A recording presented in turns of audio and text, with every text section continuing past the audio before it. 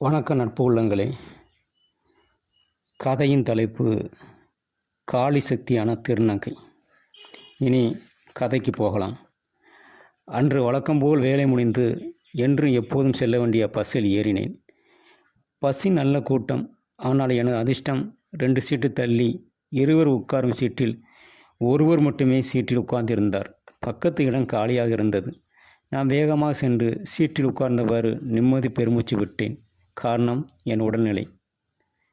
அப்போது கண்டக்டர் பயணிகளை பார்த்து, சண்டை போடாமல் ஒருவரோடு தள்ளாமல் வரிசையாக பஸ்ஸில் ஏறுங்கள். பஸ்ஸில் ஏறும்போது வேகமாக ஏறி விடுறீங்க, இறங்க வேண்டிய ஸ்டாப்பு வந்தால் தூங்கி விடுறீங்க, மறந்து விடுறீங்க. உங்களை ஸ்டாப்பில் இறக்குவதற்கு எனக்கு ரொம்ப ரோதனையாக போச்சு. எனக்கு டிக்கெட் சில்லறை வைத்து கொள்ளுங்கள். பெரிய நோட்டு கொடுத்து என்னை படுத்தாதீங்க. எல்லாருக்கும் பெரிய நோட்டு கொடுத்தா என்னால் சில்லறை கொடுக்க முடியாது என்று கண்டக்டர் வழக்கம் போல் கோபமாக கத்தியது என் காதில் விழுந்தது. அப்போது எனக்கு ஏற்கனவே பஸ்ஸில் அறிமுகமான கவிதா திருநங்கை தன்னை கைகளால் தட்டியவாறு பஸ்ஸில் ஏறினாள். அவள் நெடுநெடுண்டு உயரத்துடன் அதற்கேற்ற உடல்வாகுடன் மாநேரத்தில் இருந்தாள். ஒவ்வொரு இயற்கையாக சென்று தன் கனத்த குரலில் பணம் கேட்டாள். சிலர் பணம் கொடுத்தாளர்கள். பலர் இவளுக்கு வேறு வேலை இல்லை என்று முணுமுணுத்தவாறு பணம் இல்லை என்று முகத்தை திருப்பிக் கொண்டார்கள். கவிதை திருநங்கை கண்டது என் மனதில் இனம் புரியாத வேதனை. அவள் பல மாதங்களுக்கு முன்னால் அவளை பற்றி என்னிடம் சொன்னது எனக்கு ஞாபகத்துக்கு வந்தது. எனக்கு 13 வயதிலே பெண் தம்பி வந்துவிட்டது. என் பெண் தம்பி செயலை பார்த்து என் பெற்றோர்கள் திட்டினார்கள். பிறகு அடித்தார்கள். ஆண் பிள்ளை மாதிரி நடந்து கொள் என்று மிரட்டினார்கள். ஆனால் நான் என்ன செய்ய? என்னால் ஆண் தம்பியாக நடந்து கொள்ள முடியவில்லை. என் பிறவி கோளாறு. நான் என்ன செய்ய முடியும்? உறவினர் கேலி பேச்சு. பெற்றோர்கள் என்னை மாற்றுவதற்காக கொடுமைப்படுத்தியது. வேறு வழி இல்லாமல் வீட்டை விட்டு வெளியேறி பக்கத்து நகரத்துக்கு என் போன்ற திருநங்கைகளுடன் இணைந்து கொண்டேன். என் அப்பா சில வருடங்களுக்கு முன்னால் நோயாளி இறந்து விட்டார். என் தம்பி மதுவுக்கு அடிமையானவன். ஒரு நாள் மது குடித்துவிட்டு டூவீலரில் செல்லும்போது விபத்தில் இறந்து விட்டான். நான் மட்டும்தான் இப்போ அம்மாவுக்கு துணையாக இருக்கேன். எனக்கு கிடைக்கின்ற பணத்தை மிச்ச வைத்து அம்மாவுக்கு செலவுக்கு பணத்தை அனுப்புகின்றேன் என்று கவிதா தன்னை பற்றி கூறியபோது என் கண்களில் தண்ணீர் சிந்தியது. அப்போது கவிதா என் கைகளால் பாகுபாடு பார்க்காமல் எல்லார் தலை மீது கை வைத்து ஆசீர்வாதம் செய்தாள். என் அருகே கவிதா வந்தால் மெல்ல சிரித்தவாறு, என்ன சிவா சார், ஒரு வாரம் உங்களை பஸ்ஸில் காணும் என்றாள்.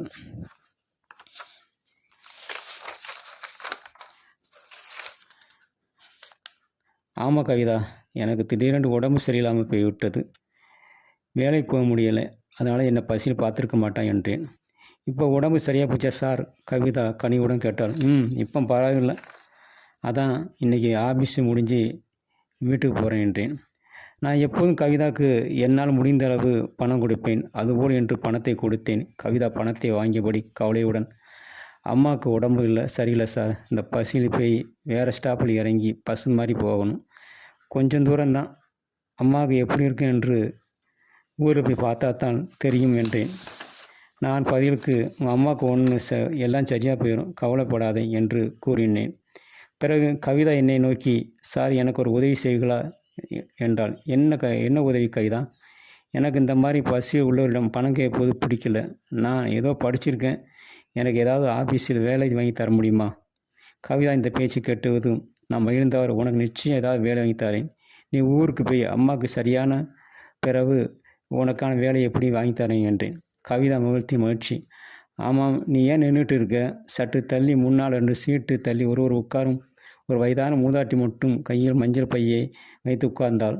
நான் அந்த இடத்தை இருக்கையை கவிதாவை சுட்டி காட்டினேன். அந்த இடத்துல போய் உட்காரு என்றேன்.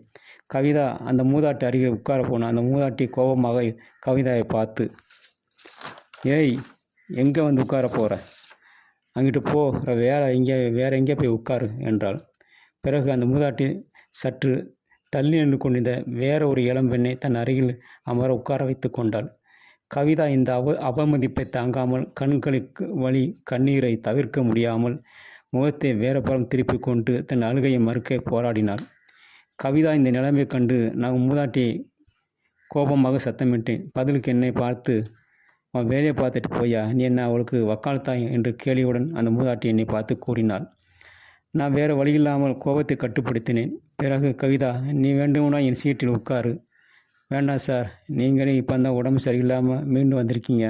நான் நின்று கொண்டிருக்கிறேன். ஒரு அரை மணி நேரம் பயந்தானே, ஒன்றும் கஷ்டமில்லை என்றாள். நான் அரை மனிதனுடன் தலையாட்டினேன்.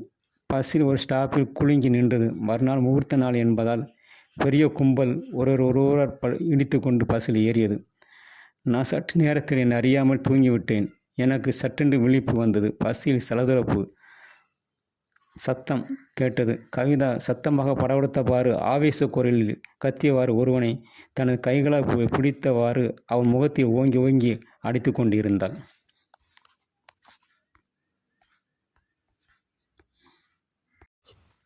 டேய், ஏன்டா திருட்டு போயில?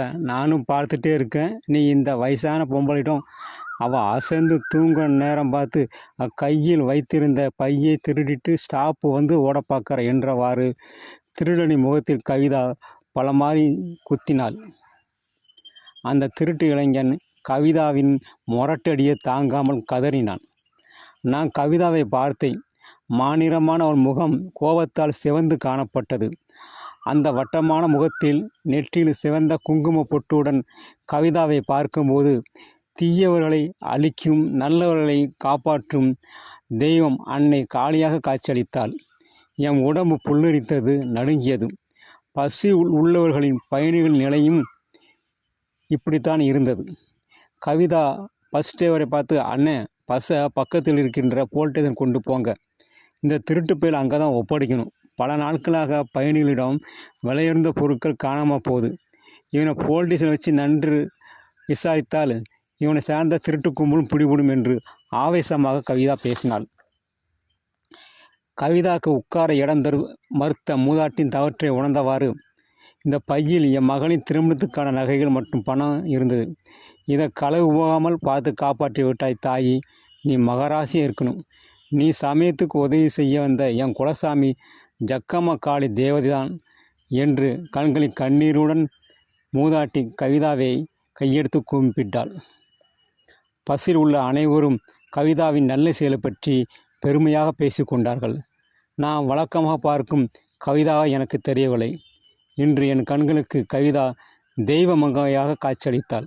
நன்றி நட்பு உள்ளங்களே. இக்கதையை கேட்டிருப்பீர்கள். இக்கதையை கேட்டு கருத்துக்களை பதிவிடுங்கள். இச்சேனலை லைக் செய்து சப்ஸ்கிரைப் செய்து மற்றவருக்கும் பகிர்ந்து கொள்ளுங்கள். நன்றி நட்புள்ளங்களே.